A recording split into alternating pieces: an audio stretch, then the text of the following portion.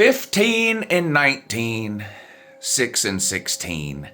That was Hugh Freeze's record at Auburn overall. 15 and whatever. Losing records overall and into conference for Hugh Freeze. And Auburn has pulled the plug. Euthanasia has taken place this morning in Auburn, Alabama, on the Hugh Freeze head coaching experience or experiment at Auburn. This had to happen. It had to happen really 3 or 4 weeks ago. It just was obvious that it wasn't working and that they were going to have to pull the plug. And look, when you look around at some of these buyouts that have been paid by some of these other schools, it feels like Auburn's getting off cheap here. It's about a $15 million buyout. It just never worked. It was offense was obviously the issue. It's weird. Had it been the other way around, people would have had more patience with Hugh Freeze. The record would have had to be a little bit better. But like, you bring Hugh Freeze in as an offensive guy, and then you got to watch Auburn struggle to score points every single week for 3 years in a row. Like, that's come on. You can't have that. If it was defensive issues and you go, well, yeah, he's an offensive guy, we're like, let's say Auburn's losing all these games 35-30. You go, well, get some defensive guys in here. Hugh Freeze has got the offense rolling, blah, blah, blah. That wasn't the case. Auburn's defense is the only thing keeping them in games at all. I mean, you look at yesterday, they lose to Kentucky 10-3 at home at night. They're getting booed. Like, it was pretty obvious this was going to happen today. I thought it should have happened a couple of weeks ago. You run into a weird situation as a school and as an administration when you put off the firing because, like, last week they won a game. So then you go, well, that kind of makes it a little harder. Although Florida did fire Billy Napier after a win. But Auburn got their first SEC win last week, so they didn't fire him. But you come out yesterday at home at night against a terrible Kentucky team, and you can't even score a touchdown. And Hugh Freeze is an offensive guy. And he's rotating the quarterbacks in and out again. You know, he benched Jackson Arnold last week for the backup. Backup comes in. They come from behind to win the game. 17 points in the fourth quarter. So, of course, you start the backup this week. Well, he was horrendous. You bench him. You bring Jackson Arnold back in. He throws 3 passes. You take him back out, put the other guy back. It's just a disaster offensively at Auburn under Hugh Freeze. And this year in particular, there is no excuse for Hugh Freeze to make. He literally handpicked his quarterback out of the portal in Jackson Arnold. And it was dumb when he did it. At least everybody else thought it was dumb. I thought it was dumb. You all thought it was dumb. You went and got Jackson Arnold, a guy who was in the SEC last year at Oklahoma and was absolutely terrible. And I guess the glass half full part of the Auburn man said, well, you know, Hugh Freeze can turn him into the quarterback he has the potential to be. Well, no, he couldn't. And no, he didn't. I'm actually surprised Hugh Freeze was as bad as he was at Auburn. I'm going to be honest. When I remember some of the things I said when they hired Hugh Freeze, I thought it would be a significant upgrade over Brian Harsin.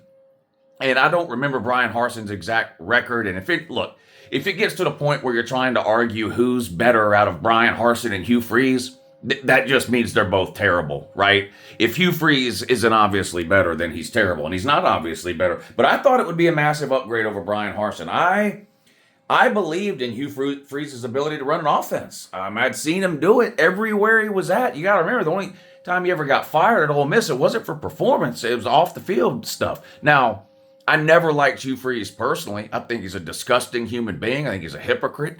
I think he's overall a genuine piece of shit. But you have to separate that from what you think he's going to do as a football coach. And I tried to do that. And I thought he would have some success at Auburn, offensively at least. And boy, that was not the case. He's been stuck in neutral or going in reverse the entire time he's been in Auburn. So Auburn had no choice. They had to move on. They're just lucky that he didn't have some kind of fluke good season, because you know what would have happened? They would have immediately given him a 10-year, $10 million contract like the rest of these idiot schools do with bad coaches who have one good year, right? Florida State, Mike Norvell. I mean, so he never had that. So he was still operating under his current contract. So, you know, it was just a $15 million buyout. And while $15 million is generational and life-changing money for the average person like me or you, when it comes to college football buyouts, this is peanuts. So they had no choice. They obviously did the right thing. They've got to move on. The obvious next question, who they going to get? I've got no idea. And that's a problem, not just for Auburn, but for some other schools too. There are a lot of high-profile job openings, and there's likely to be more, right? Penn State, LSU, Florida. Below that, you've got like Virginia Tech, Arkansas, Oklahoma State, Auburn now. There's a lot of high profile openings. Not every school is not going to be able to land some big known like marquee splash Lane Kiffin type hire.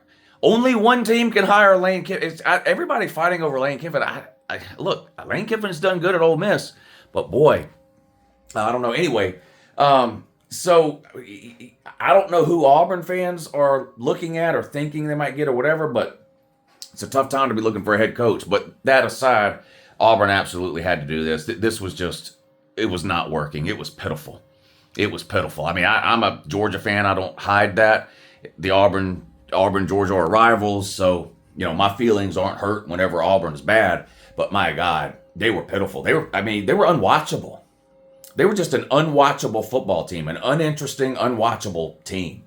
Cam Coleman is a top-end talent at the wide receiver position, and they've got a pretty good defense. But beyond that, offensively, there just was never anything really there. They had a pretty good running back the last couple of years. I'm drawing a blank on his name now. He's gone now anyway. But they just it just never worked. So while I guess I was wrong about Hugh Freeze being a significant upgrade over Brian Harsin and potentially being a good hire at Auburn, it doesn't hurt my feelings that he failed, because I honestly have zero use for Hugh Freeze. Can't stand him. So good riddance, bud, and good luck to Auburn on your coaching search yet again. Rinse, repeat routine. Auburn, Florida, every 3 years hiring a new coach. I don't know. Maybe it'll work this time, or maybe it won't.